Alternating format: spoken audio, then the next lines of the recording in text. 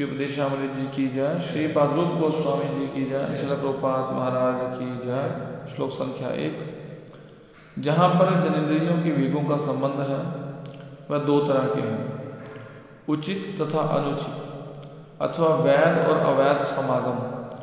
जब मनुष्य ठीक से सियाना हो जाए तो वह शास्त्रों के विधि विधान के अनुसार विवाह कर सकता है और अपनी जनेंद्रियों का उपयोग उत्तम संतान उत्पन्न करने के लिए कर सकता है। यह वैध तथा धार्मिक है। अन्यथा वह किसी प्रकार के नियंत्रण के बिना अपनी काम वासना तृप्ति के लिए अनेक कृत्रिम साधनों का प्रयोग करता रहेगा। जब कोई अवैध विषय जीवन में, जैसा कि शास्त्रों में इसकी परिभाषा दी गई है, उसके विषय में चिंतन योजना बनाना, चर्चा करना या वास्तविक संभोग करना या कृत्रिम साधनों से काम तृप्ति में लिप्त होना, तो वो माया के जाल में फंस जाता है। ये आदेश न केवल गृहस्थों पर लागू होता है, पितु त्यागियों या जिन्होंने संन्यास ग्रहण कर लिया है उनके लिए भी है। श्री जगदानंद पंडित ने अपने पुस्तक प्रेम विरतक के 7वें अध्याय में लिखा है, वैरागी बाई ग्राम कथा न सुनी वो काने, ग्रामो वार्ता न कही वो जबे मिले वे आने, सपने ओ न कर बाई स्त्री संभाषण, ग्रह स्त्री छाड़िया बाई आशिच वने, यदि चाह प्रण रखते गौरांग सने, छोट हरिदासर कथा थाके ये न मने, बालो न खाइबे यार बाली न परिबे, हृदय राधा कृष्ण श्रद्धा से भी वे। तो आज चर्चा हो रही है जिनेंद्रियों के ऊपर। दो तरीके बताए गए हैं, वैध और अवैध। वैध मतलब व्यक्ति गृहस्थ जीवन में जाकर उत्तम संतान पैदा कर सकता है, जैसा शास्त्र में इसका विधान बताया गया है। तो वास्तविकता में ये विवाह संबंध जो संस्कार किया जाता है, ये संतान उत्पत्ति के लिए बताया गया शास्त्रों में। और इसलिए जो व्यक्ति सही में नहीं हो सकता, उसके लिए विवाह का विधान है कि वो गृहस्थ में जाकर इस प्रकार से संतान उत्पन्न करे, एक भक्त संतान उत्पन्न करे। और दूसरा यहाँ पर वर्णन आ रहा है कि जिस प्रकार माया के जाल में व्यक्ति फंस जाता है, ये नियम त्यागियों के लिए, सन्यासियों के लिए, गृहस्थियों के लिए, सबके लिए बताया गया है। क्योंकि प्राय आज संसार में बड़ा कठिन है, कली के प्रभाव का ऐसा प्रभाव है कि बचना इतना कठिन हो चुका है आज की डेट में। जब तक मोबाइल व्यक्ति के पास रहेगा उसका सर्वनाश लगभग तय है। बहुत कम चांस है, मतलब मोबाइल साथ में रखना और अपने आप को इस माया के जाल से फंसाना। हाँ, जैसे यहाँ पर बताया गया ना, पहले व्यक्ति देखता है संसार में कि लड़का या लड़की, तो ठीक है, आजकल शादीशुदा भी देखते हैं, अपना सिस्टमेटिक है। शादीशुदा के बाद भी प्रोग्राम ख़त्म नहीं होता है, क्योंकि आजकल ज़्यादातर तो देखा जाता है, जो अगर न्यूज़ देखे या देखा तो शादी के बाद भी उनका अफेयर चलता रहता है। तो वो क्या करते हैं, आँखों से आई कांटेक्ट बनता है, फिर उसका चिंतन होता है, फिर मनन होता है, फिर क्रिया हो जाती है।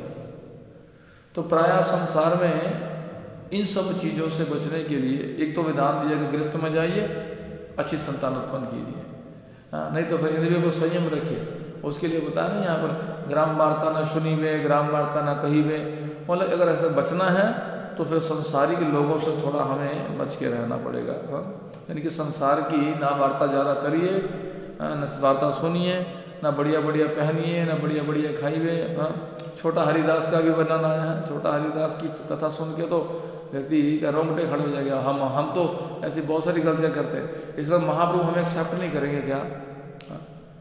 हालांकि महाप्रभु ये बताना इतना, महाप्रभु कहते ना, श्री चैतन्य महाप्रभु दया करो मोहे, तुम भी न कह दयालु जगत संसार। उन जैसा दयालु कोई नहीं है। पर एक तरफ एग्जाम्पल दिए जा रहा है छोटा हरिदास का, तो महाप्रभु तो इतने स्ट्रिक्ट भी हैं।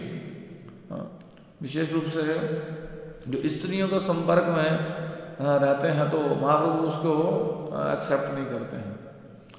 और मामलों में थोड़ा डिस्काउंट दिया गया है, लेकिन इस मामले में महाप्रभु बहुत स्ट्रिक्ट। छोटा हरिदास ने केवल भिक्षा मांगी थी जाकर, उससे बोले तुम्हें उधर एक भिक्षा मांगने के लिए गए थे थोड़ा सा बस इस बात से, वो माता थी तो उनको उसी बात से बस त्याग कर दिया। ये सबको दिखाने की, हालांकि उनका कल्याण बाद में हुआ, वो बाद में गंधर्व बने और महाप्रभु को अपने सुंदर सुंदर वो गीत संगीत सुनाने आया करते थे, महाप्रभु सुनते थे उनको जगन्नाथपुरी में सावन। लेकिन यहाँ पर ये जो स्ट्रिक्टनेस दी गई है, क्योंकि ब्रह्मचर्य व्रत पालन गृहस्थ के लिए भी अनिवार्य है, सन्यासी के लिए, त्यागी के लिए, सबके लिए ही जरूरी है। बिना ब्रह्मचर्य के कोई भी व्यक्ति भक्ति के इस मार्ग को समझ ही नहीं सकता, क्योंकि जब तक ये बुद्धि काम नहीं करेगी तो कैसे आगे बढ़ेगा। और बुद्धि जब कोई व्यक्ति अपने जीवन वीर्य का नाश करता है तो वो बुद्धि उसका समझ नहीं आता करना क्या जीवन में, वो सही निर्णय नहीं ले पाता है।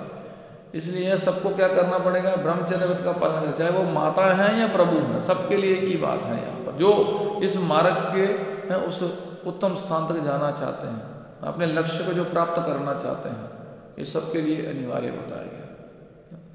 तो इसलिए सबको ये ध्यान रखना चाहिए। मैं वो लाइन पढ़ना चाह, कविता बड़ी सुंदर है, बड़े सुंदर शब्द हैं उस कविता के अंदर लिखे हैं। जगदानंद पंडित जी ने, वैरागी बाई ग्राम वार्ता न सुनी वो काने, इन कानों से ग्राम वार्ता नहीं सुनना है। ग्राम वार्ता न कहीं जब मिली में आने, कोई मिलता भी तो उसकी संसारी कथा नहीं करनी है। सपने ओ न कर बाई स्त्री संभाषण, ग्रह स्त्री छाड़िया भाई आसे रवन, किसी भी स्त्री की भी चर्चा नहीं करनी चाहिए। मतलब कई बार हम लोग संग तो बातों बातों में ही उसकी बात करेंगे, वो आई थी, वो तो ऐसा कर गया था, ऐसे कर गई थी, इसी तरह माता में वो ऐसा आया था। ये बातें करना दोनों के लिए बनती हैं, वो बातें करना भी एक प्रकार से क्या है, सेंस ग्रेटिफिकेशन है, मन के द्वारा भोग कर लेना, ऐसे बातों से भोग करना। जैसे जीव से हम भोग करते हैं, बढ़िया बढ़िया वस्तु खाते, इसी तरह इस जीव से दूसरों की प्रशंसा करना उसका, ये भी एक प्रकार से सेल्फ ग्रेटिफिकेशन में आता है। ठीक है ना। यदि चाह प्रण रखे तो गौर सने, अगर आप गौरांग महाप्रभु के संग चाहते हैं तो छोटा हरिदास कथा थाने जी ने मने, तो छोटा हरिदास कथा सब याद रखो। और कलयुग में तो दयालु केवल महाप्रभु हैं, अगर महाप्रभु ही नहीं एक्सेप्ट करेंगे तो राधा कृष्ण तो भूल जाइए, क्योंकि राधा कृष्ण का ही ये जो भाव में स्वरूप है, कृष्ण भाव, राधा रानी का भाव लेके आए हैं, मतलब अपने आप को बहुत मर्सीफुल कर दिया है कृष्ण भगवान ने गौरांग महाप्रभु लीला में। अब वो इस चीज़ को बता रहे हैं कि इस चीज़ से बच के रहना पड़ेगा सबको, चाहे कोई भी हो।